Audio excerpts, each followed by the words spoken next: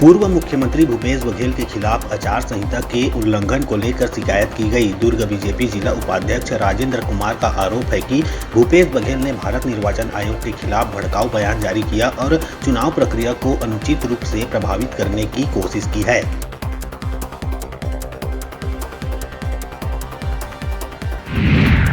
राज्य के सभी पंजीयन कार्यालयों में कंप्यूटरकृत एनजीडीआरएस प्रणाली से पंजीयन कार्य हो रहा है। इस वित्तीय वर्ष में मार्च माह के अंतिम सप्ताह में 29 से 31 मार्च तक शासकीय अवकाश है। अचल संपत्ति के खरीदी बिक्री से संबंधित दस्तावेजों के पंजीयन के लिए पक्षकारों को असुविधा का सामना न करना पड़े, इसके लिए राज्य के सभी पंजीयन कार्यालय वर्षांत के अवकाश दिवसों 29 से 31 मार्च में भी खुले रहेंगे।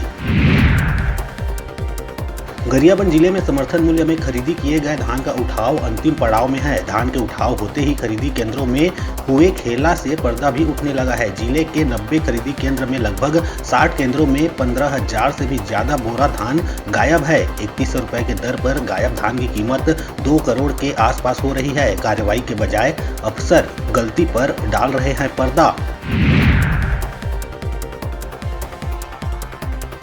कोंडागांव जिले में एक बार फिर नक्सलियों ने उत्पात मचाया। ग्राम के जंग में लगे मोबाइल टावर को माओवादियों ने आग के हवाले कर दिया। बुधवार रात करीब 11 बजे 4 से 5 नक्सलियों ने इस घटना को अंजाम दिया। इस मोबाइल टावर के जलने से आसपास का नेटवर्क शून्य हो गया। जियो के टावर में आग लगने से 5 किलोमीटर के दायरे में नेटवर्क नहीं है।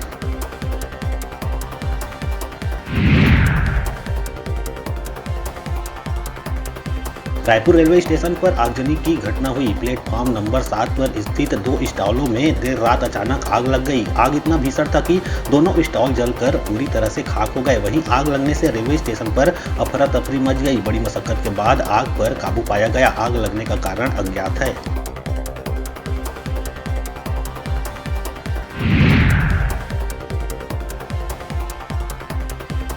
बलौदाबाजार शहर के सृष्टि कॉलोनी में निवासरत कृषि अधिकारी के घर देर रात अचानक आग लग जाने से हड़कंप मच गया। घटना के वक्त अधिकारी की पत्नी और 3 वर्ष का बच्चा घर पर ही थे।